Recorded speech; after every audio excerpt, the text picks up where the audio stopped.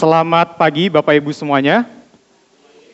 Ya, kita bersyukur hari ini kita dapat bersama-sama mendengarkan firman Tuhan. Saya mengajak kita membuka satu bagian Alkitab, yaitu dari Efesus pasalnya yang kelima.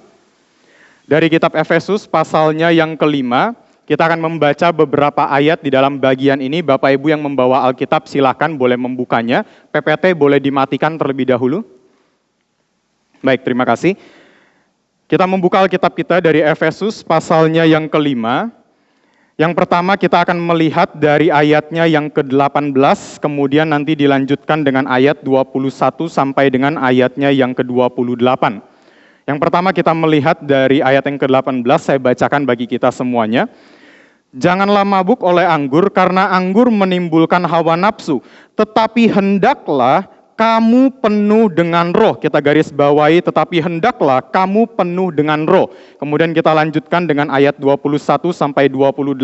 Saya bacakan kembali bagi kita semua. Tunduklah seorang kepada yang lain di dalam takut akan Kristus. Hai istri, tunduklah kepada suamimu seperti kepada Tuhan, karena suami adalah kepala istri, sama seperti Kristus adalah kepala jemaat. Dialah yang menyelamatkan tubuh. Karena itu sebagaimana jemaat tunduk kepada Kristus, demikian jugalah istri kepada suami dalam segala sesuatu. Hai suami, kasihilah istrimu sebagaimana Kristus telah mengasihi jemaat dan telah menyerahkan dirinya baginya, untuk menguduskannya sesudah ia menyucikannya dengan memandikannya dengan air dan firman, supaya dengan demikian ia menempatkan jemaat di hadapan dirinya dengan cemerlang tanpa cacat atau kerut atau yang serupa itu, tetapi supaya jemaat kudus dan tidak bercela. Ayat 28, demikian juga suami harus mengasihi istri sama seperti tubuhnya sendiri. Sekarang kita melanjutkan dengan pasal 6 ayat 1 sampai dengan ayatnya yang keempat. Pasal 6 ayat 1 sampai dengan keempat, saya bacakan bagi kita. Hai anak-anak, taatilah orang tuamu di dalam Tuhan, karena demikianlah yang benar. Hormatilah ayahmu dan ibumu, ini adalah suatu perintah yang penting, seperti yang nyata dari janji ini, supaya kamu berbahagia dan panjang umurmu di bumi. Hai bapak-bapak, janganlah bangkitkan kemarahan anak-anakmu, tetapi didiklah mereka di dalam ajaran dan nasihat Tuhan. Bapak Ibu semua, di dalam bagian ini kita sedang membahas, di dalam bulan ini kita sedang membahas tema mengenai keluarga. Dan khususnya pada hari ini kita akan bersama melihat tema kita, yaitu keluarga yang dipimpin oleh Roh Kudus atau keluarga yang dipenuhi oleh Roh Kudus. Ini merupakan satu tema yang menarik, karena biasanya ketika kita berbicara tentang Roh Kudus, kita itu hanya akan mengkaitkan Roh Kudus dengan hal-hal yang bersifat rohani saja. Misalnya, Roh Kudus kita kaitkan dengan berdoa. Roh Kudus kita kaitkan dengan beribadah, dengan penyembahan kepada Tuhan.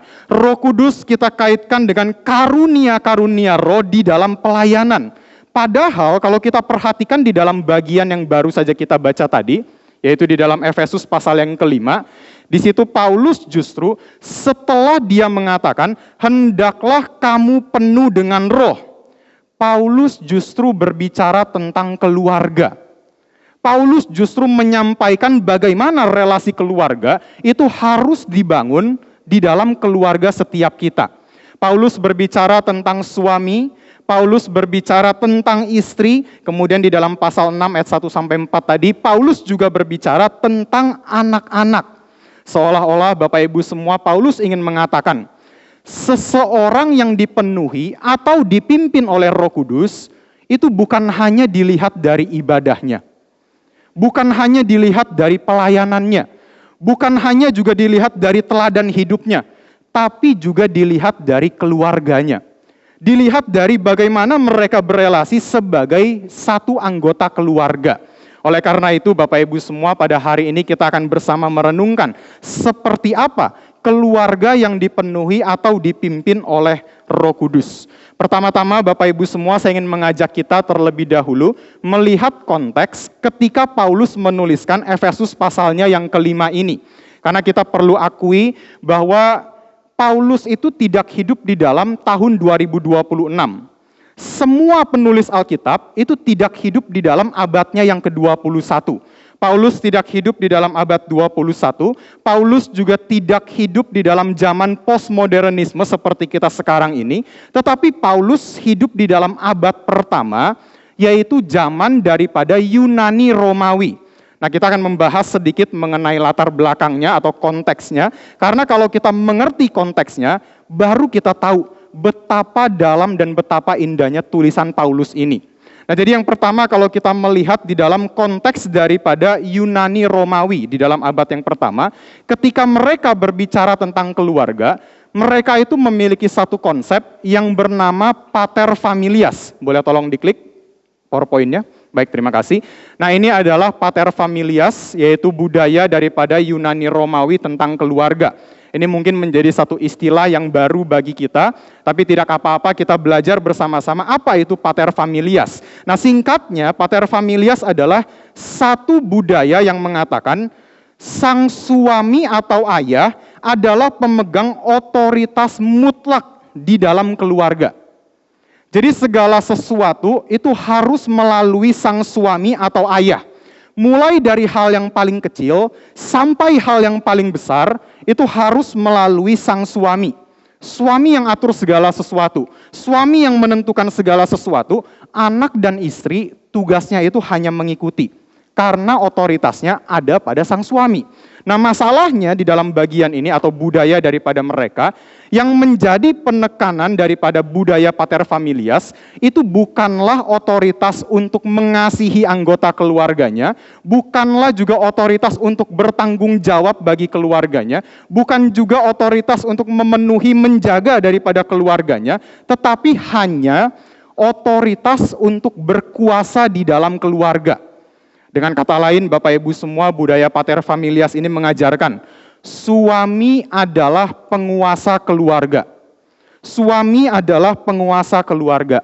Sehingga efek sampingnya pada hari itu, semua keluarga yang ada di bawah daripada budaya Yunani Romawi, mereka itu membangun keluarga atas dasar hierarki. Boleh tolong diklik sekali lagi PPT-nya? Ya, baik, terima kasih. Nah, ini adalah yang sebelah kiri di sana, itu menggambarkan bagaimana keluarga yang dibangun di atas dasar hierarki. Hubungannya adalah atas bawah. Suami di atas, lalu istri, lalu anak pertama, anak kedua, dan seterusnya. Kemudian mereka mengatakan, semakin kita ada di atas, semakin kita berharga. Semakin kita di atas, semakin kita itu penting. Semakin kita di atas, semakin kita itu memiliki hak. Berarti kalau semakin bawah, dianggap semakin tidak penting, dianggap semakin tidak berharga, dianggap semakin tidak punya hak di dalam keluarga mereka. Sebagai contoh Bapak Ibu semua supaya lebih mudah, supaya kita menangkap mengenai hierarki, contoh misalnya, di sini ada Bapak Ibu yang suka main catur? Ada Bapak Ibu yang suka main catur? Ya, saya percaya pasti ada juga yang suka main catur. Kalau saya sebenarnya suka main catur. Jadi saya nggak suka main Mobile Legend, main FF segala macam. Saya sukanya itu main catur. Nah, ketika kita main catur, kita itu kan lihat ada raja, ada ratu, kemudian ada menteri, ada kuda, ada bom, kemudian ada pion-pionnya. Nah, ketika kita main catur, siapa atau ya bagian apa yang akan kita korbankan pertama kali ketika kita main? Pasti pion. Kita nggak mungkin korbankan ratunya duluan. Kita nggak mungkin korbankan bomnya, sternya duluan, atau kudanya duluan. Kita pasti akan korbankan pionnya duluan. Kenapa? Karena secara hierarki, pion itu yang paling nggak penting. Karena secara hierarki, pion itu yang paling tidak berharga, mau hilang tidak hilang, nggak apa-apa. Yang penting saya masih ada ratu di dalam catur saya ini. Dan Bapak Ibu bayangkan, kalau keluarga dibangun atas dasar pola hierarki. Bapak Ibu bisa bayangkan betapa bahayanya kalau keluarga itu memiliki kehidupan di dalam pola hierarki. Suami mengatakan kepada istri dan anak, saya suami, saya yang paling penting di dalam keluarga. Anak istri diam, nggak boleh bicara, nggak boleh ngomong, nggak boleh kasih masukan. Tugas kalian hanya ikuti saya sebagai suami. Kenapa? Karena saya yang paling atas. Karena saya yang paling berharga. Karena saya yang paling penting di dalam keluarga. Kalau kalian itu kurang berharga. Nah, akhirnya Bapak Ibu semua, berapa banyak keluarga yang dibangun atas dasar hierarki, mereka itu melihat anggota keluarga bukan lagi sebagai pribadi yang harus dicintai dan dikasihi, tapi sebagai pribadi atau objek yang hanya untuk memuaskan egonya sendiri. Suami mau A, maka istri dan anak diam, nggak boleh ngomong apa-apa, taat saja, turut saja. Kenapa? Karena ada egonya sendiri, dibangun atas dasar hierarki. Salah satu contohnya Bapak Ibu semua, ada berita yang viral di dalam 1 atau 2 bulan yang lalu, kalau Bapak Ibu sempat ikuti gitu ya, berita secara khusus mengenai Taliban. Nah, Taliban kita tahu ini adalah salah satu organisasi daripada Muslim yang sangat ekstrim. Kemudian di dalam daripada hukum Taliban, mereka mengatakan suami boleh hukum istri dan anak secara fisik, asal tidak ada luka yang terbuka atau tulang yang patah. Jadi kalau misalnya suami memiliki keinginan A, kemudian istri dan anak mengatakan, tidak, kami tidak mau mengikuti keinginan kamu, kami tidak mau mengikuti keinginan papa. Maka suami itu boleh saja tonjok mata istrinya, sampai matanya biru, sampai matanya bengkak, yang penting jangan berdarah, yang penting tulangnya itu jangan patah. Kenapa bisa memiliki hukum seperti ini? Kok bisa ada orang memiliki hukum yang secara logika saja tidak masuk? Kenapa bisa memiliki hukum seperti ini? Karena dasarnya adalah hierarki. Suami yang paling penting, suami boleh melakukan apa saja kepada istri dan anak-anak. Suami boleh bertindak sesuka-suka, yang penting istri dan anak-anak itu nurut. Kenapa? Karena dasarnya adalah hierarki. Dan Bapak Ibu semua, bagi Paulus di dalam bagian ini bukan keluarga yang dipenuhi oleh Roh Kudus. Kalau kita membangun keluarga dengan dasar hierarki, itu bukan keluarga yang sedang dipimpin oleh Roh Kudus di dalam kehidupan ini. Makanya di dalam bagian ini, Paulus sedang memberikan satu gambaran yang baru tentang relasi keluarga. Paulus sedang memberikan inovasi yang baru pada zaman itu di dalam abad pertama dan pada kita juga sebagai orang-orang Kristen pada hari ini. Bagaimana keluarga yang dipimpin oleh Roh Kudus. Kalau tadi Bapak Ibu semua yaitu mengenai pater familias, mereka itu membangun yang namanya hierarki, yaitu yang atas bawah hubungannya. Nah, sedangkan mengenai kekristenan, yaitu Paulus memperkenalkan yang namanya ordo, atau tatanan, atau urutan di dalam keluarga yang menjadi desain Tuhan. Jadi ketika kita melihat Efesus pasal 5 dan Efesus pasal yang ke-6, ini sebenarnya adalah desain yang Tuhan berikan di dalam keluarga, yaitu mengenai ordo. Dan ini berbeda. Kalau tadi hierarki adalah hubungannya atas bawah, yang atas penting, yang bawah tidak penting, yang atas berharga, yang bawah tidak berharga. Nah, ordo itu bukan atas bawah, tapi ordo adalah depan belakang. Baik suami, baik istri, baik anak-anak pertama, anak kedua, dan seterusnya, sama-sama berada tingkatan yang sama. Sama-sama berada pada level yang sama. Dengan kata lain, baik suami, baik istri, baik anak-anak, sama-sama penting di dalam keluarga. Jadi misalnya kalau ada anak pertama sedang ribut sama anak kedua, anak pertama nggak bisa bilang sama orang tuanya, "Papa, Mama, ini nih adek nggak ada gunanya nih di keluarga, udah buang aja nih adek dari keluarga ini, keluarin aja dari keluarga ini, kami nggak seneng sama dia, karena dia tidak berharga, dia tidak berguna di dalam keluarga ini." Kita nggak bisa mengatakan hal tersebut, karena berada pada level yang sama. Nah, makanya Bapak Ibu semua, saya sangat heran kadang-kadang, ada orang tua yang rela buang anaknya. Ada juga anak-anak yang rela buang orang tuanya ketika orang tuanya sudah tua. Oh, papa mama sudah tua, sudah tidak bisa kerja lagi. Sudahlah, buang aja, nggak usah kita urusin papa mama. Karena papa mama sudah tidak berguna, tidak berharga lagi, tidak bisa cari uang. Lalu juga orang tua buang anaknya karena hal-hal tertentu dan sebagainya. Nggak boleh, karena sebagai keluarga, kita sama secara level, sama-sama penting, sama-sama berharga, karena kita adalah keluarga. Nah, tetapi juga bukan berarti kita bisa mengatakan misalnya di dalam keluarga, "Oh Pak, kalau begitu karena kita sama-sama berharga, ya sudah, papa mama nggak usah banyak ngomong. Papa mama itu tidak lebih tinggi dari saya. Papa mama diam aja, dengerin saya. karena kita sama-sama berharga, sama-sama penting di dalam keluarga. Tidak bisa juga. Memang hubungan kita itu tidak atas bawah, tapi ada depan belakangnya. Ada yang menjadi di depan, ada yang menjadi di belakangnya. Dan di dalam bagian ini kita melihat suami itu di depan, yaitu sebagai kepala rumah tangga. Ini prinsip ini diambil dari ayat 23 tadi, yaitu Efesus 5 ayat yang ke-23. Suami tetap berada di depan sebagai kepala rumah tangga, kemudian baru diikuti oleh istri, diikuti oleh anak pertama, sampai kepada anak-anak yang selanjutnya.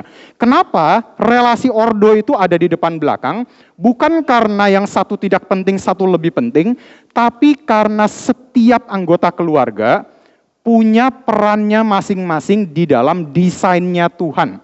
Sekali lagi Bapak Ibu semua, kenapa relasi ini depan belakang? Karena setiap pribadi di dalam keluarga memiliki peran masing-masing yang menjadi desain Tuhan bagi setiap kita. Nah, kita bahas ketiga daripada peran ini. Yang pertama adalah suami. Alkitab menyatakan suami harus memimpin dengan kasih. Dengan kasih, suami menjaga keluarganya. Dengan kasih, suami menjaga anak-anaknya. Dengan kasih, suami berkorban bagi keluarganya. Dengan kasih, suami bekerja mati-matian untuk memenuhi kebutuhan keluarganya. Kenapa? Karena ini adalah perintahnya Tuhan. Sama seperti Kristus, dia mati di atas kayu salib untuk jemaatnya. Dia berkorban dengan kasih yang begitu rupa bagi jemaatnya, supaya jemaatnya itu bisa merasakan keselamatan, mendapatkan keselamatan.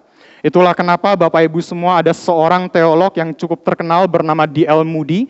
D.L. Moody mengatakan satu kalimat yang sangat indah. Dia mengatakan, "If a man doesn't treat his wife right, I don't want to hear him talk about Christianity." Jikalau seorang pria tidak memperlakukan istrinya dengan baik, saya tidak mau dengar dia bicara tentang kekristenan. Omong kosong bicara tentang kekristenan kalau istrinya sendiri mengalami KDRT di rumah. Bohong kalau dia bilang dia mengasihi Tuhan, kalau istri dan keluarganya sendiri dibiarkan hidup dengan penuh penderitaan, sedangkan dia hidup dengan enak-enak. Kenapa? Karena suami harus menjadi pemimpin di dalam kasih. Suami Kristen harus menjadi pemimpin di dalam kasih. Nah, ini yang pertama tentang peran suami sebagai kepala rumah tangga. Kemudian yang kedua tentang istri. Nah, tentang istri dikatakan, istri memiliki peran untuk tunduk dan menghormati suaminya. Tentu saja Bapak Ibu semua, kata tunduk di dalam bagian ini bukan seperti budak. Jadi bukan istri nggak boleh ngomong, istri nggak boleh kasih masukan, istri diem aja, yang penting suami ngomong A, istri ikut. Pokoknya suami ngomong apa, pokoknya istri semua ikut. Tidak. Kata tunduk di dalam bagian ini berbicara tentang peran istri untuk menolong kepemimpinan suaminya. Suami tetap menjadi pemimpin, tapi istri sebagai penolong itu menolong suami di dalam peran kepemimpinannya. Yang mana Bapak Ibu semua, kalau kita lihat daripada Kejadian pasal 2, kalau kita kembali di dalam Kejadian pasal 2, memang Hawa diciptakan menjadi penolong bagi Adam. Memang istri diciptakan untuk menjadi penolong bagi kepemimpinan suaminya. Nah, ini adalah desain yang Tuhan berikan kepada seorang istri. Kemudian mengenai anak-anak dikatakan di dalam pasal 6 tadi, anak memiliki peran untuk taat dan menghormati orang tuanya.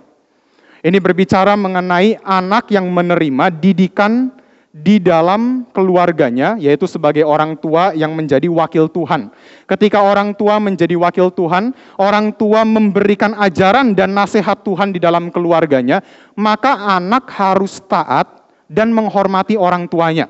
Beda kalau misalnya orang tua tidak mengajarkan kebenaran. Sebagai contoh, ini salah satu contoh yang sering kali dilakukan oleh orang tua. Ketika saya masih kecil, ya sering kali saya juga mendapatkan hal seperti ini. Misalnya, ada telepon di HP kita, kemudian kita sedang sibuk, kita minta anak angkat, lalu bilang aja, mama papa lagi pergi. Padahal mama papa sedang di depan mata anaknya. Nah, kalau mengajarkan sesuatu yang tidak sesuai kebenaran, anak tidak berhak untuk mengikuti orang tuanya. Karena itu tidak sesuai dengan firman Tuhan.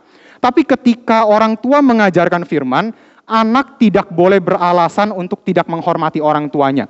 Anak harus taat dan menghormati orang tua ketika orang tua menjadi wakil Tuhan di dalam keluarga. Nah, inilah Bapak Ibu semua ketiga peran daripada keluarga yang menjadi desain Tuhan. Kalau suami menjalankan peran sebagaimana mestinya. Kalau istri menjalankan peran sebagaimana mestinya. Kalau anak-anak menjalankan peran sebagaimana mestinya. Harusnya keluarga menjadi keluarga yang indah. Kalau tidak percaya Bapak Ibu semua, kita coba bisa melihat daripada keluarga pertama kali di dalam dunia ini, yaitu Adam dan Hawa di dalam Kejadian pasalnya yang ketiga. Kenapa Adam dan Hawa itu bisa jatuh ke dalam dosa? Apakah semata-mata karena ada ular datang, kemudian ular bilang, ini makan aja buahnya, buahnya enak, buahnya baik, kamu makan saja sekali-sekali itu tidak akan membuat engkau mati. Apakah semata-mata karena tipu muslihat iblis? Tidak. Tapi juga ada karena ordo yang tidak beres di dalam Adam dan Hawa. Ada ordo yang tidak benar, ada urutan yang tidak benar di dalam pribadi Adam dan Hawa. Nah, sekarang kita coba ujian sedikit. Biasanya kan Bapak Ibu yang kasih pertanyaan ke saya gitu ya sebagai seorang hamba Tuhan. Nah, sekarang saya gantian. Saya sebagai hamba Tuhan yang tanya kepada Bapak Ibu di dalam ruangan ini. Nah, ini pertanyaan yang sering menjadi perdebatan bagi kita sebagai kekristenan. Ketika manusia jatuh ke dalam dosa, yang salah itu Adam atau Hawa? Coba ya, Bapak-bapak, yang salah Adam atau Hawa? Oke, ya mungkin bagi bapak-bapak langsung mengatakan, oh Hawa yang salah, tapi bagi ibu-ibu, loh kami nggak setuju dibilang Hawa yang salah, Adam yang salah. Akhirnya mulailah terjadi perdebatan, siapa yang salah antara Adam dan Hawa? Tadi sudah dijawab, yang salah sebenarnya adalah dua-duanya. Coba kita lihat satu bagian Alkitab, yaitu dari Kejadian pasal 3, ayatnya yang ke-6. Kejadian pasal 3, ayatnya yang ke-6. Saya bacakan bagi kita semuanya. Perempuan itu melihat bahwa buah pohon itu baik untuk dimakan dan menarik untuk dipandang. Lagi pula pohon itu diminati karena memberi pengertian. Lalu ia memetik buahnya dan memakannya. Ia memberikannya juga kepada suaminya yang bersamanya dan suaminya pun memakannya. Nah, siapa yang salah di dalam bagian ini? Dua-duanya. Hawa mengambil peran kepemimpinannya Adam. Dia mengambil buah itu tanpa persetujuannya Adam. Dia makan buah itu lalu dia berikan kepada suaminya yang harusnya suami menjadi pemimpin. Tapi juga di dalam bagian ini jangan salah, suaminya itu ada bersama-sama dengan Hawa. Adamnya itu bukan lagi tidur. Jadi kalau Bapak Ibu ada yang menjadi guru sekolah minggu, jangan ajar kepada anak-anak, oh, si Adamnya lagi bobo, lalu Hawanya itu ngobrol sama ular. Salah, Adam itu bersama-sama dengan Hawa, tapi Adamnya tidak menjalankan peran kepemimpinan. Ketika Hawa ambil buah itu, Adamnya biarin aja. Adamnya tidak memperingatkan Hawa. Adamnya tidak mengatakan, Hawa jangan makan buah itu. Ingat Tuhan sudah melarang kita. Tidak. Adam tidak menjalankan peran kepemimpinan, tapi Hawa mengambil peran kepemimpinan tersebut. Akhirnya manusia jatuh ke dalam dosa. Dan sama, kalau kita melihat keluarga yang kita miliki atau rumah tangga di dalam dunia ini, berapa banyak keluarga yang rusak karena ordonya itu tidak beres. Banyak keluarga rusak sebenarnya bukan masalah ekonomi. Ada juga keluarga yang ekonominya buruk, tapi secara keluarga harmonis. Sebenarnya di dalam keluarga yang membuat rusak itu bukan karena harta, bukan karena penyakit, tetapi lebih banyak karena ordo yang tidak beres. Contoh, misalnya, kita bahas dari suami, istri, dan juga anak-anak. Misalnya tentang suami. Suami sebagai kepala rumah tangga tidak mau menjalankan perannya sebagai pemimpin. Contoh, suami kerjaannya tiap hari hanya di rumah, tidur, makan, nonton TV, lalu sudah bosan, tidur lagi, makan, tidur lagi, nonton TV, makan, tidur lagi, nonton TV, makan, tidur lagi, nonton TV. tidak bekerja, disuruh kerja males, tidak mau bertanggung jawab bagi keluarganya, tidak mau memenuhi kebutuhan keluarga, tidak mengasihi istri dan anak-anaknya, kalau dikasih tahu malah melakukan KDRT, kalau diingati malah lempar-lempar barang sampai rusak semua. Kalau suami tidak menjalankan peran kepemimpinan, yaitu peran yang menjadi desain Tuhan di dalam keluarga, keluarga pasti akan berantakan. Dari suami sebagai kepala rumah tangga tidak mau menjadi pemimpin. Akhirnya terjadilah perpecahan di dalam rumah tangga. Kemudian yang kedua mengenai istri. Banyak istri yang juga tidak mau menjadi penolong bagi suaminya. Tidak mau menolong kepemimpinan suaminya. Banyak istri atau banyak perempuan yang lebih mau terlihat superior. Kami tidak mau terlihat inferior. Kami maunya terlihat superior, ada di atas. Kami maunya terlihat sebagai pemimpin. Saya maunya jadi istri yang menonjol. Saya maunya jadi istri yang menang di dalam segala sesuatu. Khususnya Bapak Ibu di dalam zaman ini, banyak anak-anak muda yang sudah dipengaruhi dengan budaya feminisme. Yaitu satu budaya yang mengatakan, kami tidak mau lagi dipimpin oleh pria. Kami juga bisa kok jadi pemimpin. Kami nggak butuh lagi pria di dalam hidup kami. Kami bisa kok hidup sendiri. Makanya di dalam zaman ini banyak perempuan tidak mau menikah. Banyak perempuan lebih memilih, saya maunya jadi wanita independen. Nggak ada suami, saya bisa kaya raya juga kok. Nggak ada suami, saya hidupnya baik-baik juga kok. Nggak ada suami, hidup saya juga indah-indah juga kok. Saya adalah wanita yang independen. Kenapa? Karena ada pemahaman feminisme yang kita lihat atau tonton di dalam kehidupan kita. Contoh misalnya, berapa banyak film yang mempertontonkan feminisme. Misalnya di dalam tahun 2023 ada film Barbie. Bapak Ibu pasti tahu ya, boneka Barbie, boneka yang sering dimainin sama anak-anak, ya boneka perempuan yang cantik, yang ideal, ya perempuan itu seperti ini, seolah-olah mereka mengatakan perempuan itu harus seperti ini. Nah kemudian di dalam tahun 2023, film Barbie itu memperlihatkan adegan feminisme. Jadi bagaimana Barbie punya seorang pasangan yang namanya Ken. Ken ini diperlihatkan sebagai seorang yang tergila-gila kepada Barbie. Pokoknya Barbie ngomong apa, Ken akan ikuti. Apapun yang Barbie suruh, Ken akan taati. Kalau misalnya si Ken itu lagi caper, lagi bucin, budak cinta, lagi cari perhatiannya Barbie, lalu si Barbie itu Barbie itu cuek kepada si Ken. Ken itu merasa, wah hidup saya ini kosong. Hidup saya ini tidak ada tujuannya. Karena Barbie tidak mencintai saya. Karena Barbie itu tidak ada untuk saya. Nah seolah-olah Ken itu menjadi budaknya Barbie. Seolah-olah laki-laki itu diperlihatkan sebagai budaknya Barbie, perempuan itu di atas, pria itu harga dirinya nggak ada. Pria itu rendahan, kami perempuan lebih tinggi daripada laki-laki.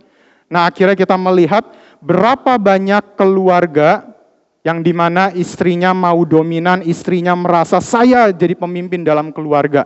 Akhirnya keluarga menjadi rusak. Keluarga menjadi rusak.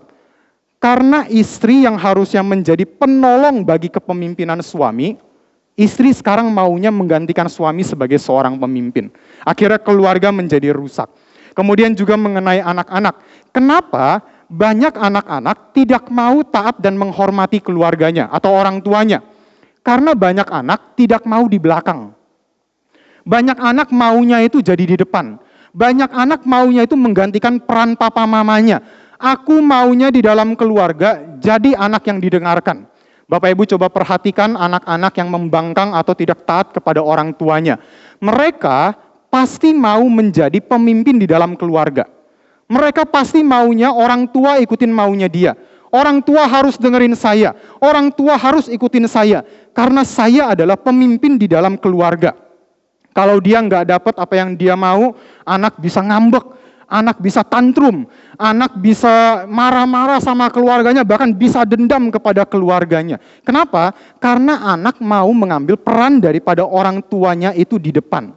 Nah maka bagi Bapak Ibu yang sudah memiliki anak di dalam ruangan ini, khususnya anak-anak yang masih kecil, hati-hati di dalam mengasihi anak-anak kita. Tentu kita perlu mengasihi mereka dan itu adalah perintah Tuhan. Makanya di dalam ayat keempat pasal 6 tadi di dalam pasal 6 ayat yang keempat, di situ Paulus mengatakan, "Bapak-bapak jangan bangkitkan amarah daripada anakmu, tapi juga hati-hati di dalam mengasihi anak-anak kita." Ketika kita berpikir, oh saya mengasihi anak, caranya apa? Caranya memberikan semua yang anak saya mau. Anak saya mau A, saya berikan. Anak saya mau B, saya berikan. Anak saya mau apapun, saya berikan. Yang penting jangan nangis, yang penting jangan tantrum, yang penting jangan apa dan sebagainya. Bapak Ibu hati-hati. Semakin kita memanjakan anak, semakin mereka tidak bisa tunduk kepada otoritas. Semakin kita memanjakan mereka, semakin mereka berpikir, memang saya kepala dalam rumah tangga.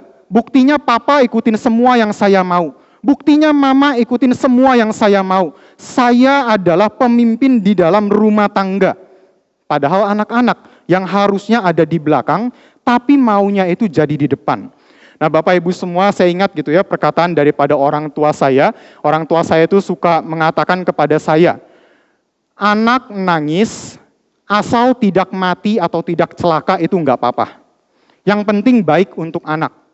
Anak nangis asal dia tidak mati, asal dia tidak ada celaka sesuatu, enggak apa-apa kita lakukan untuk kebaikan daripada anak kita. Nah inilah Bapak Ibu semua yang kita lihat, kalau setiap anggota keluarga tidak menjalankan perannya masing-masing. Ketika suami tidak menjalankan perannya, ketika istri tidak menjalankan perannya, ketika anak-anak tidak menjalankan perannya, pasti kehancuran akan datang di dalam keluarga tersebut. Nah maka Bapak Ibu semua ketika kita bicara tentang kasih di dalam keluarga, kita kan seringkali bicara keluarga, kita hanya mengatakan, oh iya papa mama harus saling mengasihi, lalu anak mengasihi orang tua mengasihi anak. Itu betul, tentu harus ada kasih yang menjadi dasar kita. Tapi kasih seperti apa yang harus kita terapkan di dalam keluarga? Kalau kasih yang kita maksud sekedar romantisisme, saya akui itu nggak mungkin terjadi. Bapak Ibu yang sudah menikah 10 tahun, 20 tahun, Bapak Ibu pasti bisa membandingkan betapa bedanya pas suami atau istri kita itu PDKT di dalam beberapa tahun yang lalu. Pas PDKT, wah suami saya itu so sweet. Pas PDKT suami saya berani berikan apapun. Lautan pun diseberangi, gunung pun semuanya ditanjaki. Yang penting dia bisa bertemu dengan saya. Tapi sekarang ketika sudah 20 tahun di dalam keluarga, jangankan lautan, jangankan juga gunung-gunung dilewati. Keluar rumah aja mungkin males. Diminta tolong ke pasar aja males.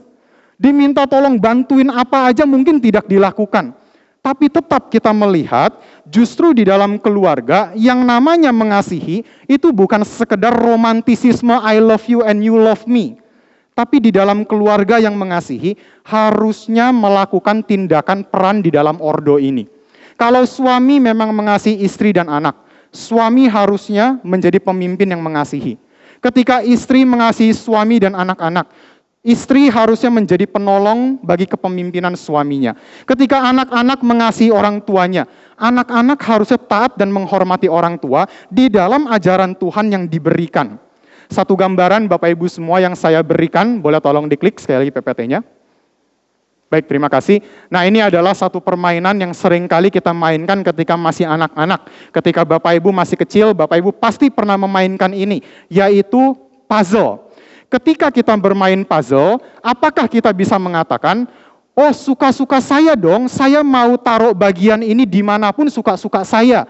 Saya mau taruh ini di sini, saya mau taruh ini di sini, saya mau taruh ini di sini. Ya nggak apa-apa dong, kan saya yang lagi main. Apakah kita bisa main puzzle dengan cara tersebut? Ya nggak bisa. Kalau kita main puzzle dengan suka-suka kita, ya gambarnya itu nggak akan muncul.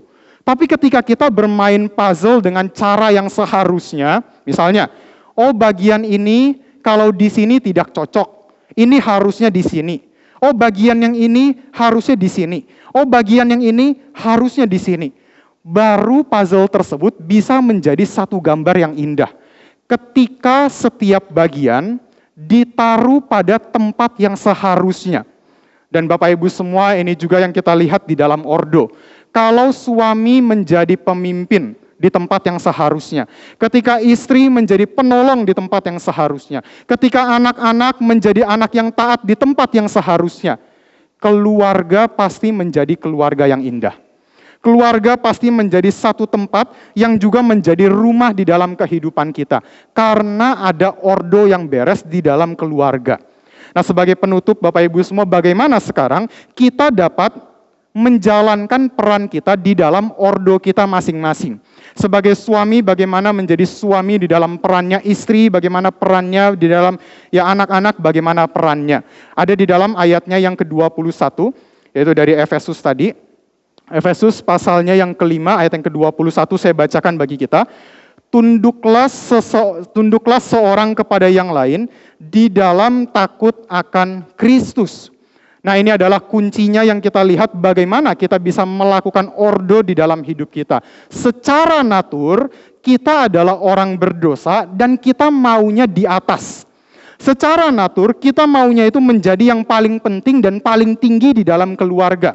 Tapi ketika kita sudah, di dalam ayat 18 dikatakan, dipenuhi oleh Roh Kudus, dipimpin oleh Roh Kudus, maka di dalam ayat 21, kita hidup dengan merendahkan diri satu dengan yang lainnya, di dalam takut akan Kristus. Sehingga Bapak Ibu semua di dalam kita berkeluarga, kita harusnya tidak lagi bertanya, apa yang menjadi hak saya di dalam keluarga ini? Apa yang menjadi keuntungan saya di dalam keluarga ini? Bagaimana anak dan istri saya itu bisa melayani saya? Bagaimana keluarga itu bisa melayani saya? Itu bukan keluarga yang dipimpin oleh Roh Kudus. Tetapi keluarga yang dipimpin oleh Roh Kudus justru mengatakan, apa yang menjadi kehendak Tuhan bagi saya di dalam keluarga?